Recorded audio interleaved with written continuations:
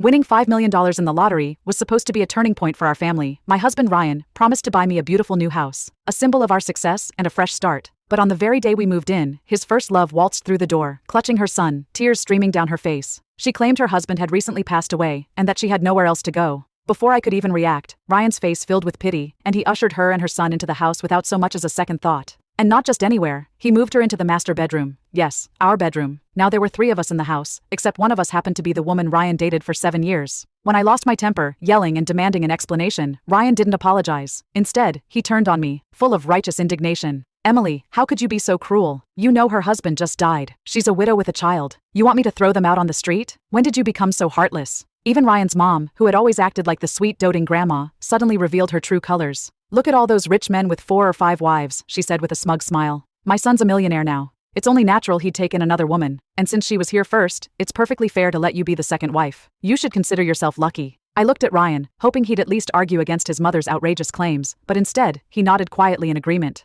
That was it. I picked up my phone and called my lawyer. Ryan assumed I was giving in. He even had the audacity to walk around the house with his ex Michelle, gleefully showing her the villa, as if they were a happy couple buying their dream home. But what Ryan forgot, what Michelle didn't know, was that the $5 million was my lottery win, and I'd rather donate every last cent to charity than let him spend a dime on his mistress. I had just hung up the phone with my lawyer when Ryan appeared behind me, his tone full of forced patience, as if I were the one being unreasonable. Emily, listen, he began, his voice dripping with condescension. If I hadn't been picking you up from work that day years ago, I wouldn't have missed Michelle's wedding. She wouldn't have ended up marrying that jerk, and maybe he wouldn't have died so young. Now she's a widow, and she has a kid to take care of. If I don't help them, who will? I turned to look at him, stunned by his twisted reasoning. And moving her into our bedroom? What's the plan, Ryan? Should the 3 of us all sleep together now? Or would a hotel not work for her? Does she have to live here just to make me uncomfortable? Ryan's face darkened with irritation. Emily, why are you being so irrational? Michelle and I are history, you know that. If her husband hadn't died suddenly, she wouldn't even be here. She's out of options. I'm just doing what any decent person would. Why are you so obsessed with targeting her? Targeting her? That was rich. Michelle and Ryan had been high school sweethearts, dating all the way through college for 7 years, until their relationship fell apart because of long-distance jobs. 2 months after their breakup, she married an older, wealthy businessman. When I met Ryan, he was drowning his sorrows in a bar, heartbroken and bitter over Michelle's betrayal. He seemed like a loyal, devoted man, so much so that I actually felt bad for him. We reconnected a few weeks later at work, and I took it as a sign, fate even. I added him on social media, and over time, we became close.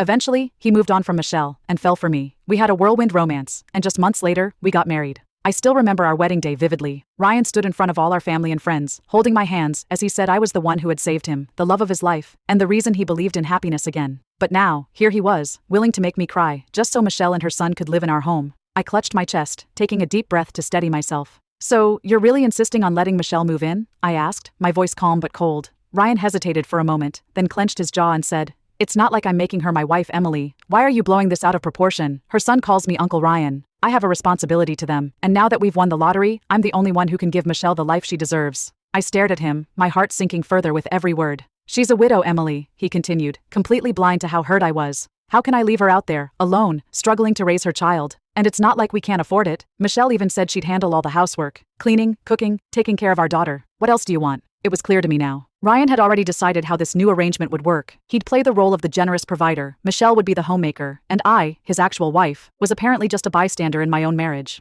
I remained silent, unable to find the words to express how betrayed I felt. Seeing me hesitate, Ryan's tone grew sharper, more aggressive. You know her husband just died, he snapped. And you still want to throw her onto the streets? When did you become so cruel? Emily, when did you turn into such a heartless, selfish woman? I lifted my head to meet his gaze, expecting to see regret or even shame in his eyes. But there was none. Instead, he looked at me with anger and disgust, as if I were the one in the wrong. In that moment, something inside me broke. I felt nothing but emptiness. Fine, I said quietly, my voice void of emotion. She can stay as long as she wants. Ryan blinked, caught off guard by my sudden change in tone. Then, a triumphant smirk spread across his face. See? That wasn't so hard, was it? He said, his voice dripping with condescension. If you'd just been reasonable from the start, we wouldn't have had to argue. Now come help Michelle bring in her bags. I shook my head and looked him dead in the eye. Congratulations, Ryan. I hope you and Michelle have a long and happy life together. I'll be heading back to my parents' house for now. His smile disappeared in an instant. He stepped forward, blocking my path, his face dark with anger. What the hell is that supposed to mean? He demanded. It means, I said evenly, that I'm done. With you, with this marriage, with all of it.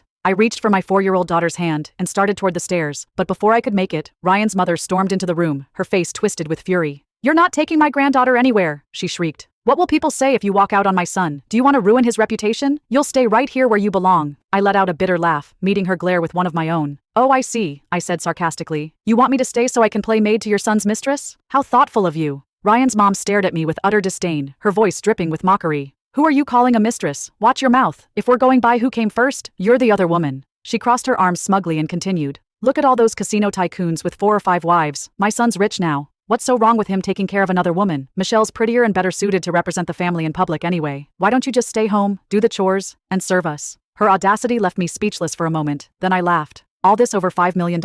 You're comparing yourselves to billionaires? What are you even bringing to the table? Your half-baked ideas and your underdeveloped brain. I laughed louder than I should have, but I didn't care. Ah yes, you're ugly, but at least you've got delusions of grandeur. That was all it took for Ryan's mom to lose it. She jabbed her finger in my face, her voice shrill and furious. How dare you talk to me like that? No manners at all. You've been in this new house for weeks, and you still don't know how to cook. You have no respect for the family. My son must have been cursed in his past life to end up with someone like you. Ryan, of course, silently took her side, stepping closer to her with a cold glare aimed at me. Like mother, like son. The same rotten attitude. I crossed my arms, my gaze icy, as I stood my ground. Didn't your new bride promise to handle all the housework? Let her do it. Michelle must have overheard me, because she immediately appeared in the doorway, tears welling up in her eyes. She let out a pitiful sob and bolted for the kitchen, as if I'd just shattered her fragile world. Seeing this, Ryan instantly panicked. Can't you all just stop? I only let Michelle stay here temporarily to help her out. Emily, why do you have to act so jealous and petty? You're the one I married, and we even have a child together. Do you really think I'd ever go back to her? He paused, then added with a sneer. If I couldn't let her go, do you really think you'd be the one having my kid?